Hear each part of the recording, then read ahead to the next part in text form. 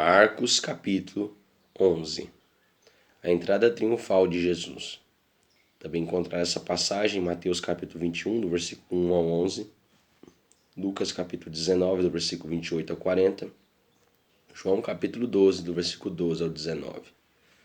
Quando Jesus estava se aproximando de Jerusalém, chegando a Betfagé e Betânia, perto do Monte das Oliveiras, enviou então Jesus 2 dos seus discípulos. Nota de rodapé 1.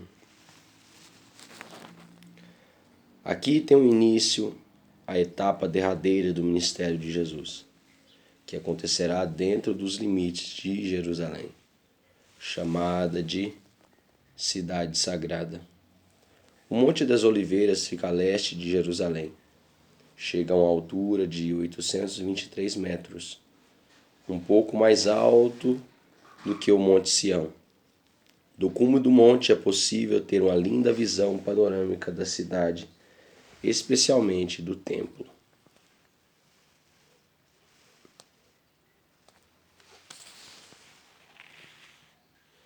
E lhes recomendou: ide ao povoado que está logo adiante de vós, e, assim que entrardes, achareis um jumentinho amarrado, sobre o qual ninguém ainda montou. Soltai-o e trazei-o aqui. Nota de rodapé 2. A entrada triunfal de Jesus em Jerusalém, evento assim conhecido pela maneira efusiva com que as multidões aclamaram.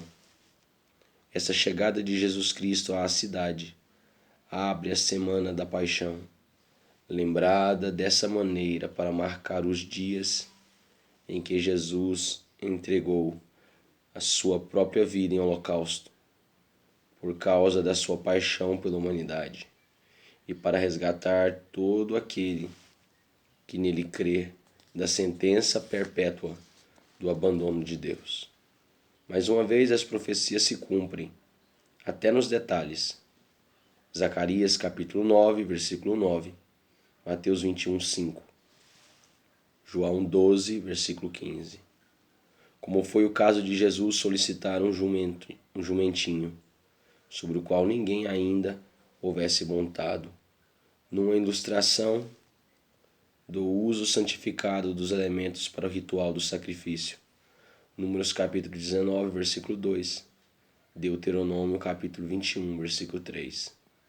Esse foi o ato messiânico deliberado de Jesus, revelando-se claramente ao povo como o Messias prometido e permitindo que os líderes religiosos e políticos que viviam tentando surpreendê-lo em alguma falta agora passasse a ter um pretexto. Se alguém vos inquirir, por que fazeis isso? Replicai: o Senhor precisa dele e sem demora o enviará de volta para aqui. Eles partiram e logo encontraram um jumentinho na rua, amarrado a um portão, e o desprenderam. E alguns dos que ali estavam censuraram-lhes: que fazeis soltando o jumentinho? Eles, todavia, justificaram-se conforme Jesus os orientara, diante do que eles permitiram seguir. E, assim, trouxeram o jumentinho até onde estava Jesus. Selaram com seus mantos e Jesus o montou. Então, muitas pessoas estendiam seus mantos pelo caminho. Outras espalhavam ramos que tinham cortado nos campos. Nota de rodapé 3. Parte das vestes de Jesus foi colocada sobre o lombo do jumentinho. Os profetas do Antigo Testamento foram dirigidos por Deus para ministrarem ao povo por meio de atitudes de grande efeito visual e dramático. Jeremias capítulo 19, Ezequiel capítulo 4, do versículo 1 ao 3. A entrada triunfal com a purificação do templo, a maldição da figueira e a ceia do Senhor foram ações dessa natureza. Jesus se apresenta como o Messias, entretanto, diferentemente de como imaginavam muitos judeus, sem armas ou exércitos, nem mesmo a natural arrogância dos monarcas e grandes líderes. Jesus foi o Messias, da paz. Lucas capítulo 19, do versículo 38 ao 40.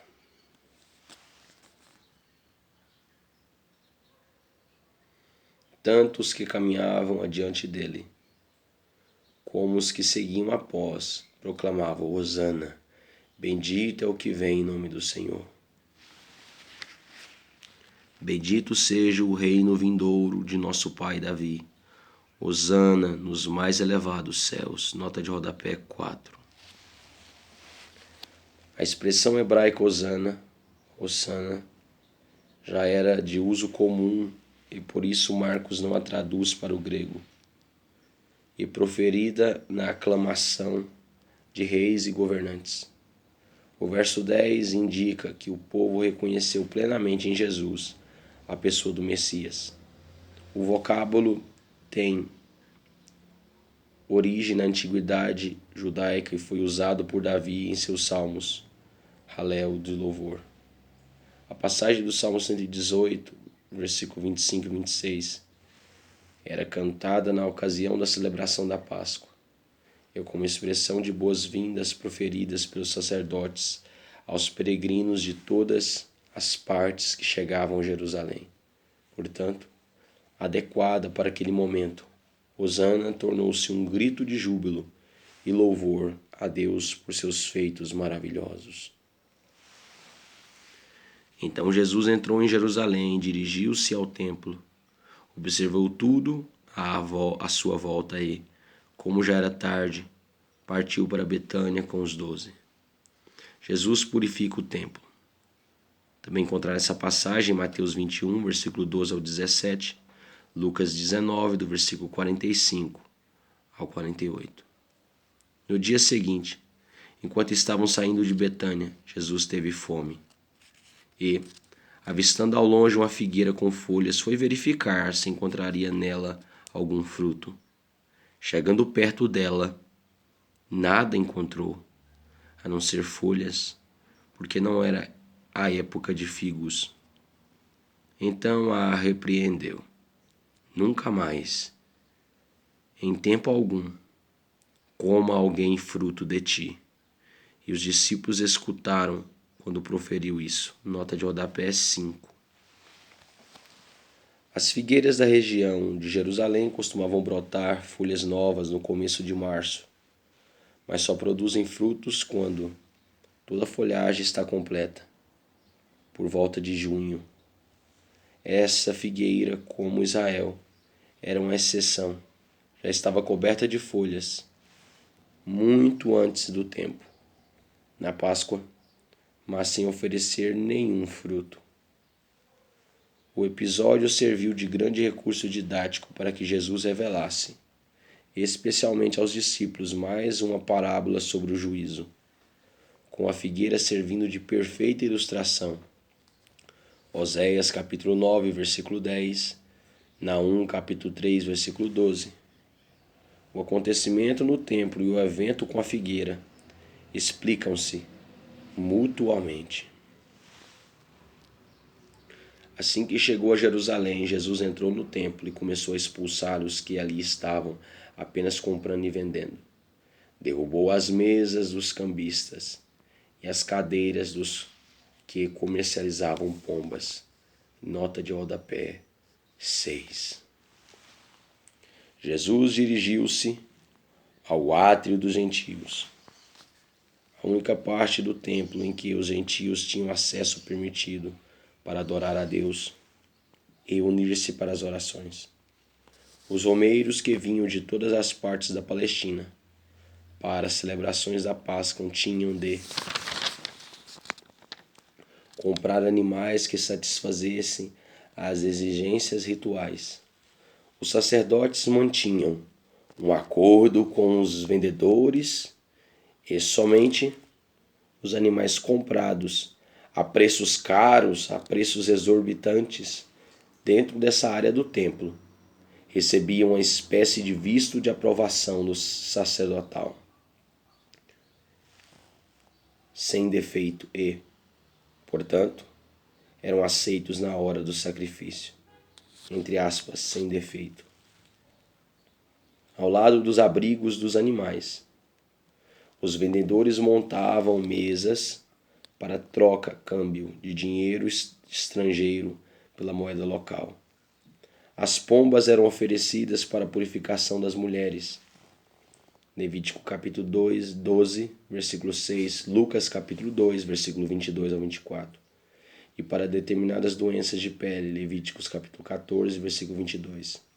Além de outros fins específicos, Levítico capítulo 15, versículo 14 e versículo 29.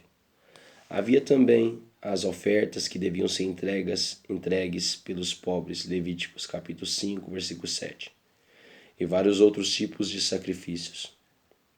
Jesus entrou no templo naquele dia como o verdadeiro sumo sacerdote, Malaquias capítulo 3, versículo 1, e agiu como responsável que é sobre o templo do Espírito de Deus.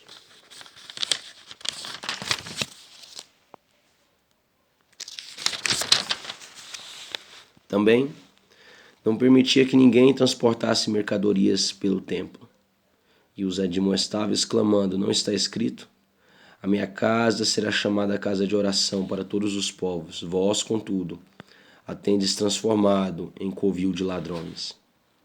Os chefes dos sacerdotes e os mestres da lei escutaram essas críticas e começaram a tramar um meio para assassiná-lo, pois o temiam, haja vista que todo o povo estava maravilhado com o seu saber e ministração. Nota de rodapé 7. A indignação dos líderes religiosos é compreensível. Afinal, eram os sacerdotes e seus chefes, Anás e Caifás, que embolsavam o lucro ilícito do comércio geral do templo. Por isso, desejavam matá-lo. E, ao pôr do sol, eles saíram da cidade. O poder da oração de fé. Também encontrar essa passagem em Mateus 21, do versículo 18 ao 22. E, caminhando eles pela manhã, viram que a figueira secara desde as raízes. Nota de rodapé 8. Esta era a manhã de terça-feira da paixão. O detalhe salientado por Marcos, informando que a figueira estava seca desde as raízes, foi uma advertência ao grave estado de corrupção do povo de Israel a partir dos seus líderes religiosos máximos, e o aviso de que a destruição seria absoluta. João capítulo 18, versículo 16. Além disso, ninguém mais, em futuro algum, seria beneficiado pelos frutos espirituais de Israel. Uma vívida ilustração do terrível juízo que ocorreria no ano 70 depois de Cristo, por Tito. Mateus 24, versículo 2. Pedro, recordando-se do ocorrido, informou a Jesus: Rabi, mestre, eis a figueira que amaldiçoaste, secou. Eis que a figueira que amaldiçoaste, secou. Observou-lhes Jesus: tende fé em Deus? Nota de rodapé 9. Pedro observa que a figueira secou completamente, de um dia para o outro, e se dirige a Jesus em hebraico usando a expressão Rabi, que significa meu mestre. Jesus ensina que a nossa fé, que em hebraico tem o sentido de depositar toda a confiança, deve ser dedicada de forma pura e absoluta a Deus, o Pai. Mesmo a fé em Jesus é fé em Deus, que enviou e o declarou seu Filho pleno em poder. João capítulo 5, versículo 24, Romanos capítulo 1, versículo 4, Filipenses capítulo 2, versículo 9. Era comum entre os mestres judaicos da época o uso da expressão remover montes em relação à solução de problemas muito complicados de interpretação e aplicação prática da lei. Do alto do Monte das Oliveiras era possível avistar o Mar Morto, Quem ora com a verdadeira fé em Deus não enfrenta dificuldades insolúveis nem insuportáveis. É vital não duvidar e não guardar rancor. Tiago capítulo 1, versículo 6. Tiago 2, 4.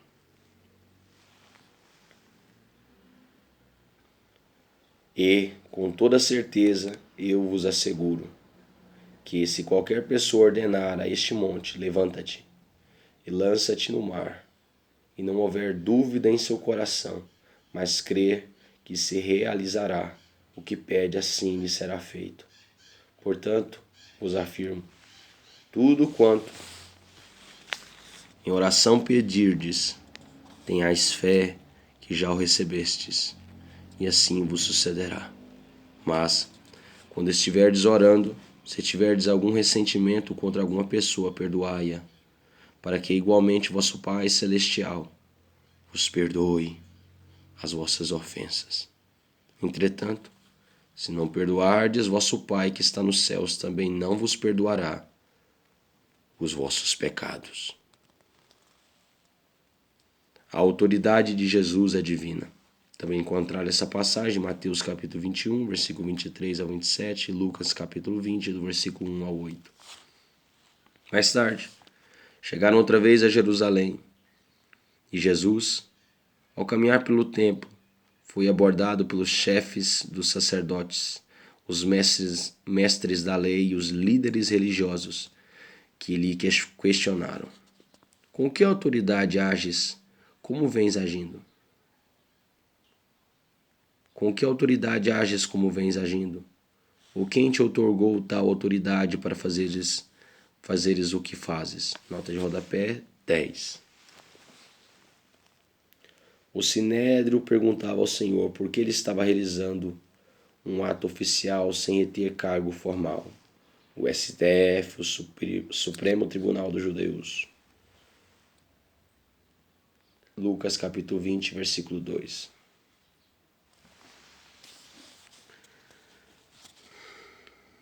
Jesus lhes replicou: eu também vos proporei uma questão, respondei-me, e eu vos revelarei com que autoridade tenho ministrado.